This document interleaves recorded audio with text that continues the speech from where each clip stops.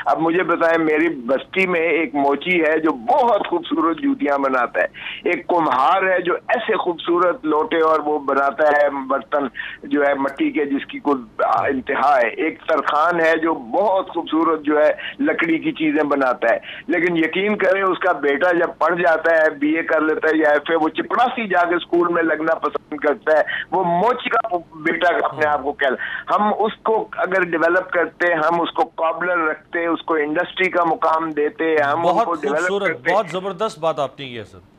अस्सलाम वालेकुम, मैं हूं आपके साथ अमीर अब्बास और खुसूसी ट्रांसमिशन बोल न्यूज़ पर जारी है कल से। ये अहम बजट, इस बजट के अहम होने की एक वजह यह भी है कि इमरान खान साहब की हुकूमत को चूँकि ख़त्म किया जो मौजूदा मखलूत हुकूमत है PDM के प्लेटफॉर्म से, और इनसे लोगों की बहुत ज़्यादा तवक्कुआत इस बुनियाद पर थी क्योंकि ये इमरान खान साहब के दौर में बहुत बुलंद बांग दावे कर रहे थे कि इमरान खान साहब ने मुल्क की मईशत को तबाह बर्बाद कर दिया और मुल्क दिवालिया हो रहा है। लिहाजा ये अगर इक़्तिदार में आए तो ये मुल्क की डूबती हुई नाव को सहारा देंगे। तो ये पहला बजट था इस हुकूमत का। देखते हैं कि अगला बजट ये हुकूमत दे पाएगी या नहीं 2023 में, और उससे पहले ही अगर इंतखाबात हो गए तो ये इस हुकूमत का पहला और आखिरी बजट भी होगा। सो इस बजट के ऊपर हुकूमत अपने तौर पे शादियाने बजा रही है, और जो अपोजिशन है और जिसमें बड़ी पार्टी पाकिस्तान तहरीक इंसाफ है, वो समझती है कि ये बजट नहीं बल्कि चपत है लोगों के ऊपर, और ये मज़ीद मुल्क को मुआशी तौर पर कंगाल और मुआशी तौर पर कमज़ोर करेगी। इस सारी सूरत हाल पर बात करेंगे कि मुख्तलिफ़ आदाद व शुमार हैं वो भी आपके सामने रखेंगे। हमारे साथ मुख्तलिफ़ कारोबारी और मईशत से ताल्लुक़ रखने वाली शख्सियात होगी। आगाज़ में मुझे ज्वाइन कर रहे हैं मियाँ जाहिद हुसैन साहब, चेयरमैन हैं नेशनल बिज़नेस ग्रुप पाकिस्तान के। आरिफ हबीब साहब भी हमें ज्वाइन करेंगे। कुछ और इकोनॉमिस्ट भी होंगे, पॉलिटिशियंस की राय भी हासिल करेंगे, दोनों तरफ से, हुकूमत से भी, अपोजिशन से भी। मियाँ साहब, हर बजट के बाद अमूमन जो फीडबैक आता है चैम्बर्स ऑफ कॉमर्स का या जो कारोबारी तबका है उसका, वो कभी भी बहुत ज़्यादा ओवरवेलमिंग, यानी गुज़श्ता जो 15-16 बजट मैंने कवर किए हैं बतौर सहाफ़ी, को बहुत ज़्यादा ओवरवेलमिंग रिस्पांस कभी भी नहीं रहा। अक्सर जो है वो बजट के ऊपर तनकीद करते हुए लोग नज़र आते हैं। इस बजट में कोई ख़ास ब्रेक थ्रू है कारोबारी तबके के लिए, पाकिस्तान की मईशत के लिए, या ये भी लफ्ज़ों का आदाद शुमार के उस घन चक्कर में इसको घुमाकर और एक रिवायती बजट पेश किया गया? जी बहुत शुक्रिया। बिस्मिल्लाहिर्रहमानिर्रहीम। बात यह है कि बजट जब भी अनाउंस होता है तो ज़ाहिर आदाद शुमार ही होते हैं और उसी का गोरख धंधा होता है। बाद में टेस्ट किया जाता है, पता लगता है कि उस पर अमल दरामद कितना होता है। तो सो फार जो हमने कल सुना है उसमें जो 2-4-5 चीज़ें जो मुझे बड़ी अच्छी लगी बिजनेस कम्युनिटी के पॉइंट ऑफ व्यू से, उसमें एक तो इन्होंने ये कहा कि जी आपकी कॉस्ट ऑफ डूइंग बिजनेस जो है वो इंक्रीज नहीं होगी, और आपकी जो इंडस्ट्रियल इनपुट्स है जिसमें गैस और बिजली है, पानी है, ये आपकी जो रीजनल रीजनल बेसिस पे आपको कॉम्पिटिटर्स जो है उनके मुताबिक आपकी प्राइसेस रखी जाएंगी। तो ये मैं समझता हूँ कि हमारा एक जरीना मुतालबा है, और पीटीआई की हुकूमत ने भी यही चीज हमसे तस्लीम की थी। उन्होंने कहा था जी आपकी प्राइसेस कॉम्पिटिटिव होंगी, दैट्स वाई उन्होंने फिर गैस और बिजली की प्राइसेस जो है ओरिजिनल बेसिस पे कॉम्पिटिटिव रखी थी। तो उसी को ये कंटिन्यू अगर गवर्नमेंट कर रही है तो मैं समझता हूँ कि हमारे लिए तो बड़ी खुशाइन बात है, और इसके नतीजे में डेफिनेटली हमारी जो इंडस्ट्रियल एक्टिविटी है, कमर्शियल एक्टिविटी है, वो सस्टेन भी करेगी और बढ़ेगी भी, और एक्सपोर्ट में भी इजाफा हो पाएगा। दूसरे हमारे जो रिफंड्स है जो पिछली गवर्नमेंट हमें बड़ा प्रॉम्प्टली पे कर रही थी, और इस गवर्नमेंट के आने के बाद 2 महीने से कुछ उसमें थोड़ी सुस्ती या तसाहुल था, लेथार्जी थी, वो कल उन्होंने कहा कि हम तमाम के तमाम रिफंड और रीबेट्स जो है वो हम इसी महीने आपको जून में ही पे कर देंगे। तो I think that is again good thing. अच्छा, फिर एक और मुतालबा था जो ट्रेडर्स का, स्मॉल शॉपकीपर्स का, कि हमें आप ये FBR से निजात दिलाएं और हम पे आप फिक्स टैक्स लगा दें। और ये मुतालबा आज से नहीं था, पिछले 40-50 साल से बिजनेस कम्युनिटी ये कहती आई है कि जी आप स्मॉल ट्रेडर्स उसको इस रेगुलर रोड से निकालें। वो भी उन्होंने जिसको अप फ्रंट एक्सेप्ट कर लिया कि स्मॉल रिटेलर जो है वो फिक्स टैक्स देंगे। ADRC का एक उन्होंने कल बड़ा अच्छा मैकेनिज्म का ऐलान किया है।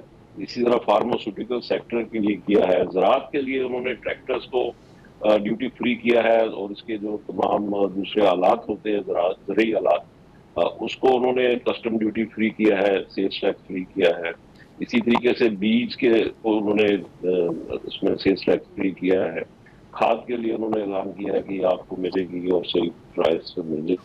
मैं ये समझता हूँ। अच्छा मियां साहब, जो पाकिस्तान का सबसे बड़ा मसला है इस वक्त, जो तजारती खसारा है, यानी आप डॉलर्स खर्च ज़्यादा कर रहे हैं, डॉलर्स कमा कम रहे हैं, तो पाकिस्तान की जो इंपोर्ट्स हैं वो 76 बिलियन डॉलर्स और एक्सपोर्ट्स 31 बिलियन डॉलर्स। तो ये जो 45 अरब डॉलर का जो डेफिसिट है, हुकूमत कह रही है कि अगले साल हम 31 को बढ़ाकर 33-34 पर लेकर जाएंगे और 76 को बढ़ाकर हम 70 पर लेकर आएंगे। तो जो ट्रेड डेफिसिट है उसको 45 से कम करके यानी 37-38 के आसपास लाया जाएगा। तो ये उसी सूरत में हो सकता है ना। आप एक तो ये कि आप इंपोर्ट्स कम करते जाएं, दूसरा ये है कि आप एक्सपोर्ट्स बढ़ाएं। तो इस बजट से एक्सपोर्ट्स कैसे बढ़ सकती हैं? क्या ऐसा मुमकिन है कि 31 अरब डॉलर से 40-45 अरब डॉलर पर चली जाए? हाँ, इसमें देखें, इंपोर्ट्स इस साल हमारी को 76 अरब डॉलर की होंगी, ठीक, और इन्होंने अगले साल के लिए 62 अरब डॉलर का इन्होंने का टारगेट रखा है, यानी 14 अरब डॉलर की इन्होंने कहा कि इंपोर्ट हम कर्टेल करेंगे। इसमें मैं आपसे गुजारिश ये करूं कि ये चीज देखें, मतलब थ्योरेटिकली तो ये बिल्कुल पॉसिबल है।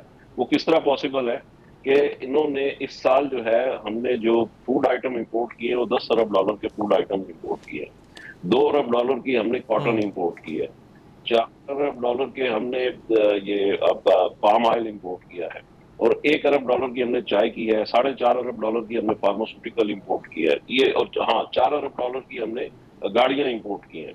इससे आप अंदाजा लगा सकते हैं कि अगर हम 4 अरब डॉलर की गाड़ियां मंगवाते हैं, फार्मास्यूटिकल मंगवाते हैं, इसके अलावा फूड आइटम्स हैं, फिर मैंने कॉटन का बताया, ये सारे मिला लें तो वो 20 अरब डॉलर बनते हैं। तो इस 20 अरब डॉलर में से अगर 8-10 अरब डॉलर का कट लगाया जाए तो मुमकिन है, थ्योरेटिकली बिल्कुल मुमकिन है। प्रैक्टिकली एनफोर्समेंट के इश्यूज होते हैं। पिछली गवर्नमेंट ने भी बड़ी कोशिश की, हमारी उनसे बड़ी अच्छी दोस्ती थी, इमरान खान साहब से और सारी टीम से, शौकत तरीन साहब से। तो मैं समझता हूँ कि डूअर हैं, जब ये आए थे तो हमने इनको बड़ा वेलकम किया था शौकत तरीन साहब को, और मैं समझता हूँ कि ये कर सकते थे। असल इशू क्या था? एनफोर्समेंट का इशू था कि वो चीजें जो एनफोर्समेंट होनी चाहिए थी, मैनेजमेंट होनी चाहिए थी, वो उस तरह से हो नहीं पाती थी। जैसे फॉर एग्जांपल इनकी बड़ी अच्छी पॉलिसी थी कि ये यूरिया सप्लाई करेंगे किसानों को, लेकिन नहीं कर पाए। वीट की पॉलिसी बड़ी अच्छी थी, मगर वो वीट में भी उसमें बीच में अंदर प्रॉब्लम्स थे। तो असल बात यह है कि हुकूमतें जो फेल होती हैं वो एनफोर्समेंट और इम्प्लीमेंटेशन से और गवर्नेंस से फेल होती हैं, और उसी से पास भी होती हैं।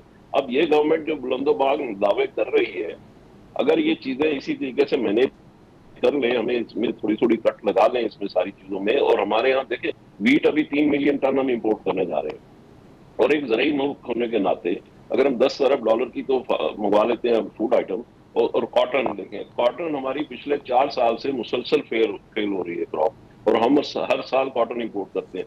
तो एक तरफ तो हम ये कहते हैं कि जी हम एक एग्रीकल्चर कंट्री हैं, दूसरी तरफ हम फिर सारी प्रोड्यूस जो है, शौकत तरीन साहब खुद नेट इंपोर्टर बन चुके हैं।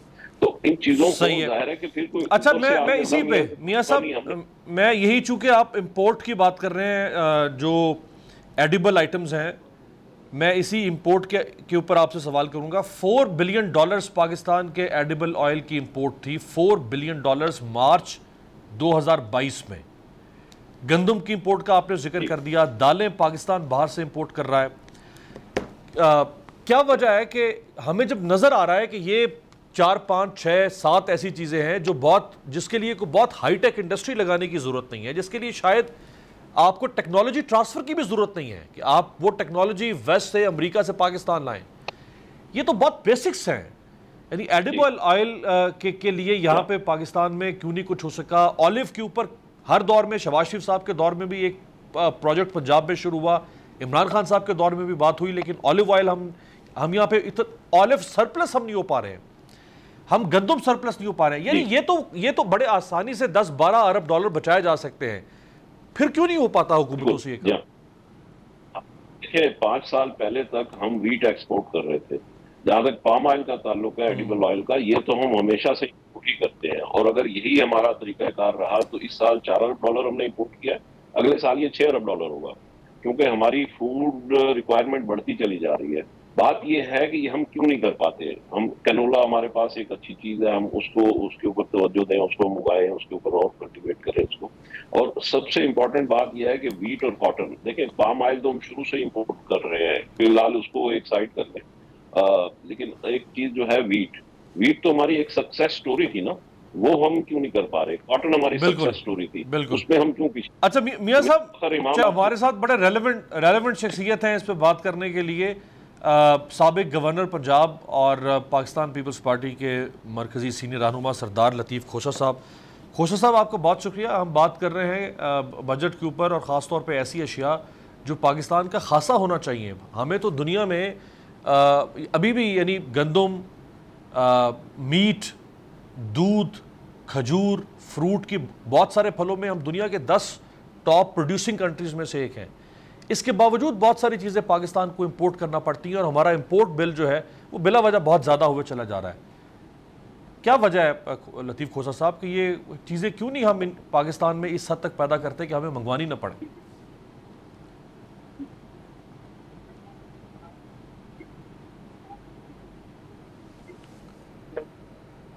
खोसा साहब, आवाज़ आ रही है आपको?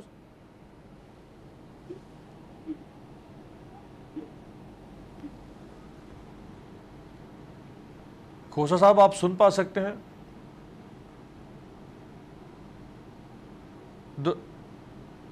जी खोसा साहब, आवाज आ रही है आपको? सर अब आ रही है जी, अब आ रही है जी, मेहरबानी। अगर आपने सवाल सुन लिया हो मेरा तो जवाब दे दे, वरना मैं दोहरा दूं। नहीं, मैंने नहीं सुना सवाल, मैंने नहीं सुना। अच्छा, मुझे आवाज ही नहीं है। जी जी, आप पंजाब के गवर्नर भी रहे हैं और कॉन्स्टिट्यूशनल हेड के तौर पे बहुत कुछ आपने पंजाब में देखा। पंजाब पाकिस्तान का आप कह लें कि फूड बेसन है, सब कुछ पंजाब से पैदा हो रहा है। क्या वजह है कि गंदम, दूध, गोश्त, बहुत सारी चीज़ें ऐसी हैं जो पाकिस्तान एक्सपोर्ट कर सकता है, ये हमारा खासा होना चाहिए था। एक ज़माने में चावल हम बड़ी तादाद में एक्सपोर्ट कर रहे थे ईरान को, लेकिन अब ईरान इंडिया से वो चावल इंपोर्ट कर रहा है, हमसे नहीं ले पा रहा। हमें बहुत सारी चीज़ें इंपोर्ट करना पड़ी हैं जो हम एक्सपोर्ट करने की पोजीशन में थे। ऐसा क्यों है खोसा साहब? देखिए, हमारी बेसिकली जो है ज़राई रियासत है, एग्रीकल्चरल कंट्री है हमारी। हमें जो चाहिए था, हमारा प्राइम और इंटरेस्ट जो है एग्रीकल्चर को, हमने जो है इसी पर हमने कंसंट्रेट करना था। हुकूमती पॉलिसीज जो बेसिकली होनी चाहिए थी, उनकी तवज्जो सारी आपकी एग्रीकल्चर, और एग्रीकल्चर में आपको जीन टेक्नोलॉजी पर ले जाना था। ये पुराने जमाने के आपके बीज जो हैं और ये यील्ड जो, यानी उसकी एक एकड़ की जो काश्त है आपकी, गंदम की है, गन्ने की है, चावल की है, जितनी है आपकी, दुनिया देखे कहीं की कहीं पहुंच गई है। हमने जो है उस जीन टेक्नोलॉजी को अपनाने की बजाय हमने सारा जो है अर्बनाइजेशन पे जोर दिया। हमारी प्रायोरिटी इंडस्ट्रियलाइजेशन पर, ठीक है, इंडस्ट्री को मैं ये नहीं कह रहा हूँ कि इंडस्ट्रियल ग्रोथ ही से हमारी एक्सपोर्ट ओरिएंटेशन बढ़ती है, इसमें कोई शायबा नहीं है, लेकिन ये पंजाब वो सोने की चिड़िया थी जो सारे हिंदुस्तान को ये जो है खुराक के लिए काफी होती थी, खिलाती थी। और हमारी जो है बदकिस्मती से हमने अर्बनाइजेशन की तरफ तवज्जो देकर हम शहर बढ़ाते गए और वो भी वर्टिकल, हॉरिजॉन्टल और वर्टिकल में हमने तमीज नहीं की है। हम दरख्त काटते गए सब्जियों के लिए, जो हम खेतों को बिल्कुल उजाड़ते गए और हम वहाँ शहर बनाते चले गए। और अब आप देखें कि लाहौर जो है शेखुपुरा से मिल गया है, इधर से आपका जो है हरबंसपुरा से मिल गया है, उधर से आप कसूर के साथ मिल गया है। इतनी ज्यादा हमने अर्बनाइजेशन पे कंसंट्रेशन की है कि हमने देहाती सेक्टर को बिल्कुल नजरअंदाज किया है। बदकिस्मती से मुझे तो ये खौफ आता है। देखें, हमें जो है यकीनन एक तो ये है कि हमारे लिए डैम्स हमारा लाइफ लाइन है। डैम होगा तो आपकी जो है बंजर जमीन को आबादी भी कर पाएंगे पानी के साथ। आप पन बिजली बनाएंगे थर्मल की बजाय आप हाइडल से बनाइएगा। आप तेल पर चले गए, तेल दुनिया में सारा जो है वो कंट्रोल बाहर से होता है। आप उसकी कीमतें जब स्काई रॉकेटिंग जाती हैं तो आज आपका 750 अरब आपने पेट्रोलियम लेवी में बजट में रखा है, तो ये 750 अरब कहाँ से लाएंगे? तो इसीलिए मैं समझता हूँ कि हमें सारे को मिलकर जो है अपनी प्रायोरिटीज को जो है तरजीहात को वो मलहूज रखते हुए आपको पॉलिसी बनानी पड़ेगी। आपको मईशत में मिसाक मईशत की जरूरत है, पॉलिटिकल स्टेबिलिटी के साथ इकोनॉमिक स्टेबिलिटी होगी। खुदारा पाकिस्तान को मत बनाइएगा श्रीलंका। खोसा साहब, सर ये जब हम ये कहते हैं कि पाकिस्तान जो है वो ज़राई मुल्क है और ज़रात हमारी रीढ़ की हड्डी है, दुनिया के कई ऐसे मुल्क हैं जहाँ पे ज़रात उनकी मईशत में बहुत कंट्रीब्यूट करती है। मसलन स्पेन है, वो एक यानी वेस्टर्न डेवलप्ड इकॉनमी है, लेकिन स्पेन भी 1.2 million ton olive oil export करता है दुनिया को, हम इंपोर्ट कर रहे हैं। नीदरलैंड वो 650 मिलियन किलो चीज पनीर पैदा करता है हर साल, जिसमें से 2/3 एक्सपोर्ट कर देता है।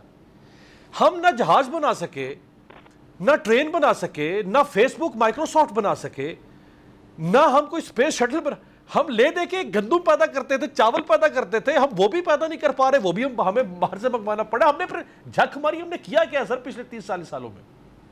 नहीं, आप ठीक कह रहे हैं। देखें, मैं समझता हूँ सक्सेसिव हमारा फेलियर है। मैं एक पीटीआई को बार बार कहूँ कि जी 4.25 साल इन्होंने ही सारी गलत पॉलिसीज की हैं। IMF के पास हमें जाने की जरूरत ही ना पड़ती अगर हम जो है अपनी प्रायोरिटीज, अपनी तरजीहात को मलहूज रखते हुए अपनी जो है मईशत को उसी पर उस्तवार करते। और बिल्कुल रीढ़ की हड्डी है, हमें जो है अर्बन और रूरल डिवाइड में हमें तकसीम करके हमको अपना जो है रूरल सेक्टर को, यानी देहाती हमारा जो था। अब मुझे बताएं, मेरी बस्ती में एक मोची है जो बहुत खूबसूरत जूतियां बनाता है। एक कुम्हार है जो ऐसे खूबसूरत लोटे और वो बनाता है बर्तन जो है मट्टी के, जिसकी कोई इंतहा है। एक तरखान है जो बहुत खूबसूरत जो है लकड़ी की चीजें बनाता है। लेकिन यकीन करें, उसका बेटा जब पढ़ जाता है, BA कर लेता है या FA, वो चिपड़ासी जाके स्कूल में लगना पसंद करता है। वो मोची का बेटा अपने आप को कह, हम उसको अगर डेवलप करते, हम उसको कॉबलर रखते, उसको इंडस्ट्री का मुकाम देते, हम उसको डेवलप करते। बहुत जबरदस्त बात आपने की है सर। यकीन करें कि वो वहाँ न सिर्फ ये कि वो अपने घर पे अपनी उस जद्दी पुश्ती, उस फन को, हुनर को, उसको तरक्की देता, वो सारे इलाके को प्रोवाइड करता, वो बाहर एक्सपोर्ट ओरिएंटेशन में जाती वो चीजें, और उनकी खपत होती, शहरों पर बोझ ना आता, देहातों पर जो है उनका तरक्की करते, और हमारा जो है गरीब तबका ऊपर आता, किसान ऊपर आता, दहकान ऊपर आता, मेहनत कश को जो है उसको मुआवजा सही मिलता, वो अपनी इज्जत नफ्स के साथ जीता। अरे बाबा, शहरों में आके धक्के खाते हो, जो है लोगों की गालियां सुनते हो, उनकी बासी जो है जूतियां का चाटते हो, चपड़ासी लगते हो, जाके कहीं चौकीदारी करते हो, कहाँ कुछ करते हो। क्यों अपनी जो है जल्दी पुश्ती, आपका जब रकबा भी है, जमीन भी है, आपको हर चीज मिलती है, और आपको बाप दादे का हुनर भी अपनाते हुए क्यों शर्म आती है? तो ये बुनियादी तौर पर तो हुकूमतों का काम होता है। खोसा साहब, लाइटर नोट पे है तो आप माशाल्लाह बहुत पाए के वकील, लेकिन मईशत भी आप कई मईशतदानों से बेहतर समझा सकते हैं। नहीं भाई, देखो, बड़ी सीधी सी बात है। अगर आप हाइडल पे चले जाओगे, यानी अगर आपने जो है थर्मल पे चले जाना है, और आपका 25 खरब सर्कुलर डेट है, और 72 आपके जो है वो बंद है, पावर प्लांट्स जो है आपकी 72 बंद है, आपका 7,500 मेगावाट आपका शॉर्ट फॉल है, आपकी 28,000 जो है। खोसा साहब, ये जो आपने हाइडल की, सर आपने हाइडल की बात की, गिलगित बल्तिस्तान 50,000 मेगावाट का पोटेंशियल है, 50,000 मेगावाट, 200 रुपए, 2 रुपए से लेके 2.5 रुपए पर यूनिट कॉस्ट पे हम पैदा कर सकते हैं। हम फर्नेस ऑयल से 20-20, 25-25 रुपए। यकीन करें कि हमारा अमेरिका और कनाडा मिला, कंबाइंड नॉर्थ अमेरिका और अमेरिका से मिलाकर हमारा रन ऑफ द रिवर, जो हमारी फॉल है ऊपर से, यानी हमारी गिलगित बल्तिस्तान हो, कश्मीर हो, या ऊपर से जितनी पानी आता है, जितना हमारा पानी जाया होता है, समंदर में जाता है, और जितने सैलाब आते हैं और हमारी तबाहकारियां होती हैं, अरे खुदारा बाबा छोटे छोटे डैम्स बनाओ, आप जो है run of the river mills जो है तैयार करो, आप पॉल्यूटेंट एक सबसे ज्यादा हमने कोयले पर दिया, कोयला सबसे ज्यादा आपका जहर उगलता है। और फिर कोयला का ये है कि बिलावल साहब का एक जुमला बड़ा मशहूर है कि ज्यादा बारिश आती है तो ज्यादा पानी आता है। ओ भाई, ज्यादा पानी आता है तो ज्यादा बिजली क्यों नहीं बना सकते हम? ज्यादा बिजली भी तो बनाते हैं ना ज्यादा पानी से। देखें भाई, मतलब ये क्या बात होगी सर? नहीं, चेयरमैन बिलावल ने वो जिस अंदाज में की, वो खैर चले ठीक है, वो अच्छा है, बाद औक़ात मज़ाक में भी अच्छा लगता है। लेकिन बात ये है कि तरजीहात हमने बदकिस्मती से, हम बड़े खुश होते हैं भीख मांग के, हम बड़े खुश होते हैं IMF ने ट्रांशी दे दी है, हम बड़े खुश होते हैं वर्ल्ड बैंक से हमें कर्जा मिला। शर्म आनी चाहिए, मैं समझता हूँ एक खुददार कौम को, सॉवरेन कौम को कर्जा लेते हुए शर्म आनी चाहिए। और फिर उसके बाद कर्जा जब ले लेते हो, उनके चुंगल में आ जाते हो, तो पता नहीं आपने इकोनॉमिक हिटमैन पढ़ी है या नहीं है। ये 5th जनरेशन वॉर जिसको कहते हैं, इकोनॉमिक हिटमैन में अब वो फतूहात जो है बजरिया जंग कशी के नहीं है, लश्कर कशी की फतूहात नहीं है। अब आपने IMF के जरिए किसी मुल्क को मकरूज करके उस पर जो है मुसल्लत करनी है अपनी शरायत, और उसको गुलामी की दहलीज में धकेल कर जब आपका दिल चाहे आप उसको जो है डिफॉल्टर करार दे के श्रीलंका वाला हाल कर सकते हैं। अब आप तो ये पता नहीं बैनुल अक़वामी ये समझ भी रही है, सारी मुस्लिम उम्मा जो मुश्किलात में है, या आपस में हम लड़ते ही रहेंगे। हम एक दूसरे के साथ जो है इस कदर नबुर्द आजमा है कि जब तक सियासी आपकी जो है इस्तेहकाम के साथ ये वाबस्ता होते हैं, हम एक दूसरे को ब्लेम गेम में गालियां देने में लगे हुए हैं। और बहुत शुक्रिया, बहुत ज़बरदस्त, बहुत अच्छा लगा और आपसे बात करके। और अब ये भी आपका पहलू आज ही आश्कार हुआ है कि आप तो माशाल्लाह ज़बरदस्त बोल लेते हैं इकोनॉमी के ऊपर भी। बहुत शुक्रिया आपका।